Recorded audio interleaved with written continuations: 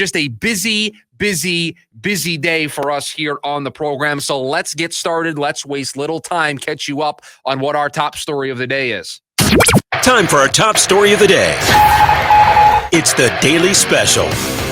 There's a story written yesterday by Dwayne Rankin of the Arizona Republic, giving us our first glimpse into what changes could be coming outside of, firing the head coach for the Phoenix Suns.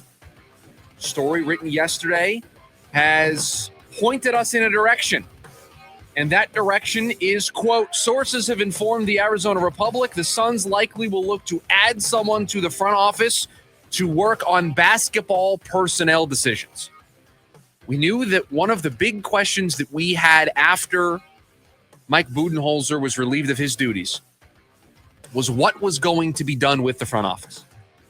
We told you last week that we felt because James Jones was up there answering questions, because Josh Bartelstein was up there answering questions, it felt likely that those guys would still be around, that those guys weren't going anywhere. Not a certainty, not a guarantee that those guys are going to be back, but if you're going to do this the right way, if you're going to handle this correctly, and you're going to go in the correct order, if you were going to move on from those guys, they wouldn't be answering questions from the media.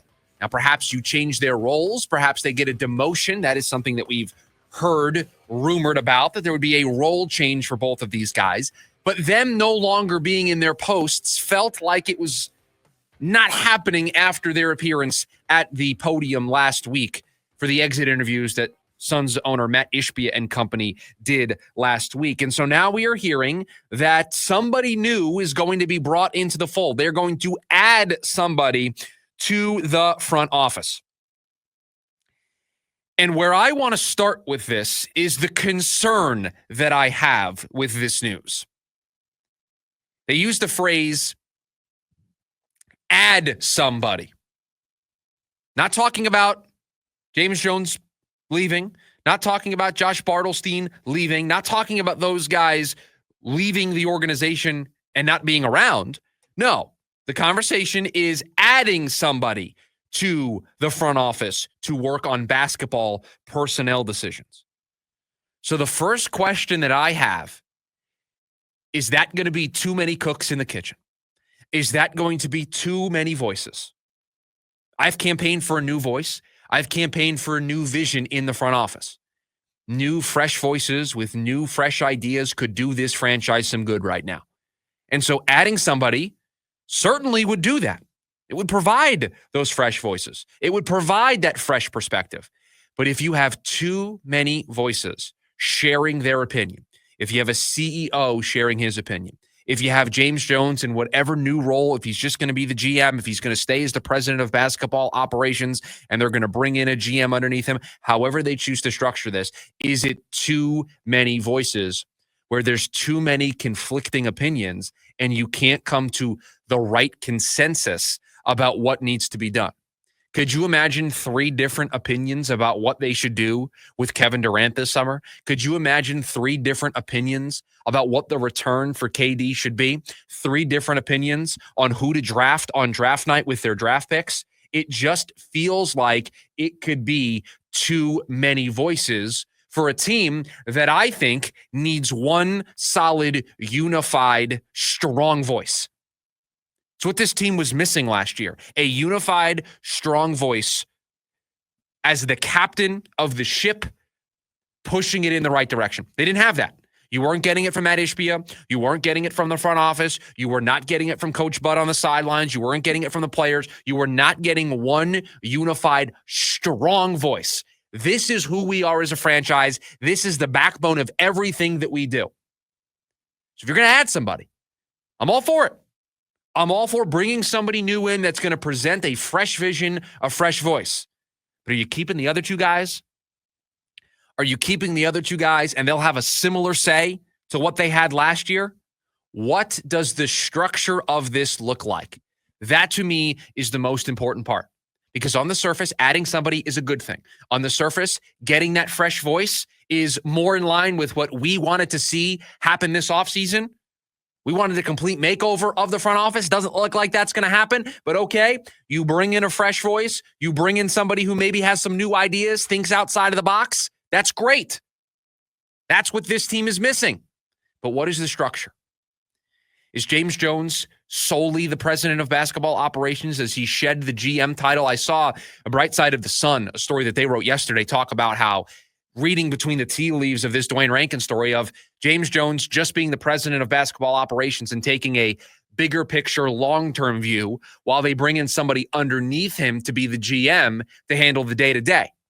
I don't know if I would love that because the GM executes on the day-to-day, but that GM is executing on the vision that comes from the president of basketball operations. And I'm sorry, I don't trust the vision of this president of basketball operations. So that structure doesn't work for me. And that's why James Jones's presence hovering over all of this has confused me. I was going to say all offseason, but we've been in the offseason for like 2 weeks. For all 2 weeks, I have been confused by what the Suns are going to do here with a guy who is their president of basketball ops / general manager, whose contract expires at the end of June and doesn't warrant a contract extension. Hasn't had the success that says, that guy, keep that guy around, give him a brand new deal. And you've said that changes are coming. This report indicates that they're going to add somebody to the front office. How does this all look? This adds up, at least right now, until I can see it, until I see who they bring in, until I see what the structure looks like, doesn't paint a very good picture. Doesn't paint a picture of what I want this offseason. Makes it very cloudy to me. What is James Jones's role? What is this new person's role going to be? Who is ultimately going to have the final say? Yes, Matt Ishbia is the owner. He determines everything. But when it comes to the basketball operations department, who has the final say? Is James Jones the guy who's going to have the final say? Because if that's the case, I'm sorry, I don't trust that structure. I don't trust what I've seen for the last couple of years. And if you're going to come at me with, he's the guy that put together the roster that went to the finals, that's a long time ago. That is a long time ago in basketball years that James Jones put together that roster, and he didn't draft Devin Booker. He didn't draft DeAndre Ayton. Some of the main pieces of that team, James Jones didn't have a hand in. And you are about to embark on an offseason where it is young talent that you are going to bring in. You're going to try to find your next Devin Booker. You're going to try to find your next young star to build around. Are we sure that we trust James Jones with that? So I feel a little weird today reading this story about what they might do. I think it's good that they're adding somebody. I think it's good that there's going to be a new voice, but I expected that. I'm not sure this structure is something I can sign on board with. Now, there is one thing that this story points out that I think is very, very important.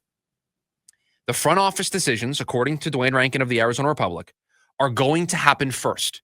They're going to decide on this front office restructure, and those decisions are going to be made before they hire a head coach. That should be music to all of our ears. That at least tells us, whether we like it or not, when they make the decision in the next week or two about their front office, that's going to be the brain trust that is going to decide on the next head coach. There is not going to be this, we're going to hire the head coach, and then we're going to deal with James Jones's contract situation and who's in our front office. No, they're going to handle that stuff first, and then that group is going to conduct the interviews. They're going to bring in some coaching candidates and then make the final decision. That is a good thing. That should be celebrated today because that is doing things the right way. That is having the right process. You don't do it backwards. You don't hire a head coach and then decide what you're going to do with James Jones and his contract. You have to deal with all of that stuff up front so that the coaching candidates you bring in can look across the table and know, these are my bosses. These guys are going to be here. These are the guys I'm working alongside of. This is the group that has to try to get us out of this mess. We are all rowing the boat together to try to get this team back on track. So that at least is encouraging that they're going to do this in the right order. What scares me is to structure all of this. And they just use the term adding somebody. Sometimes it's addition by subtraction. It doesn't sound like that's what the Suns are going to do. They're just going to add, and they're going to fill up the room with more voices. And at least right now, I reserve the right to change my mind depending on the way the structure sets up. Not sure I trust what we're going to see here. After reading this, the question I got in my head is, now that I know they're going to go front office first, and like we said, just add and then go head coach, does that give them the flexibility in June, if we add to the front office, to let James Jones' contract just expire? So you are outlining a scenario. Just correct me if I get any of this wrong. You hire somebody now as a GM, right, to be in your front office. You have James Jones as your president of basketball operations. You go through and you conduct a coaching search, and then June rolls around and you can't see eye to eye on a contract and everybody goes their separate ways. Yeah. That's what you're outlining? 100%. I see what you're outlining. It at least is a little more logical than keeping James Jones and not doing anything with this contract right now. But what type of message does that send that James Jones is going to have a hand in picking who the next head coach is and then be out the door in June? If you want to be done with James Jones, be done with him now. He should not have been up there for that press conference. I don't see how they get themselves out of this box that they've painted themselves into. So that tells me I have to take this at face value. James Jones is staying. They're going to add somebody to this group. It's going to be reordered and restructured, and maybe people have new titles and have new job descriptions and have new responsibilities. But James Jones and his voice and his presence in the decision-making process, it's not going anywhere. Josh Bartelstein, his voice, his presence in the decision-making process isn't going anywhere.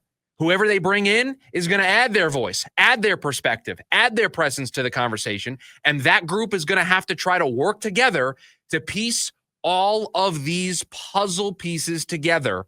The Kevin Durant trade, who the next head coach is, what they do in the draft, everything that we have put on the big board, right? We've wrote on the whiteboard of all the stuff that the Suns need to do this offseason.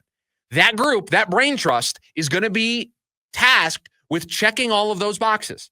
Me, personally, feels like it's going to be too many voices. Feels like it's going to be a hotbed of disagreement, a hotbed of not being on one consistent page where everybody is rowing in the same direction. It just feels like a recipe for disaster. But you know what? We have said that we're going to give Matt Ishbia the time, the runway to show us with his actions, right? I said that yesterday. Work in silence. Allow your success to speak for itself. I'll see what you do. I'll see who you bring in. I'll see the way that you present it. I see the way that you'll restructure this front office. But on the surface, as we sit here today, I'm sorry, I don't know if I can trust this organization to make the important decisions that they have to make if James Jones is still around. I just don't know if they're going to be able to navigate all of this. Perhaps they will be proven right, but right now, not sure I can sign off with that message. The phone number for you to join us, 480-864-1060. You can also join us over on the KDUS AM 1060 YouTube channel. We've got Michael over there. Need to check with Michael to see if he is still enjoying his vacation. He was on the beach all last week enjoying adult beverages while listening to the lunch break. Probably, you want to talk about the poster child for what we think the lunch break is about, what we want the vision of the show to be. This is the show you enjoy while you're relaxing on your lunch break. Michael is taking the lunch break to a whole new experience, hanging out on the beach, having some adult beverages. But that is the vision that I see for this show. So Michael says he's back. Unfortunate that he's not on the beach drinking the adult beverages. But he says just because you give someone a new title doesn't mean they will be better at their job. Exactly. Just because you restructure it and maybe you kind of change some of the responsibilities, it doesn't necessarily mean that things are going to be better. But this is probably one of the worst things to say in sports talk radio. We'll see, I guess. We'll see how it ultimately plays out. I know I'm supposed to have an opinion. My opinion is I don't like it.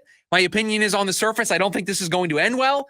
But I guess we'll see what it looks like. You're supposed to be better prepared. Right. I'm supposed to have the answers, and I don't today. I'm sorry. I just, on the surface, don't like it. On the surface, it just smells like it's going to be too many cooks in the kitchen.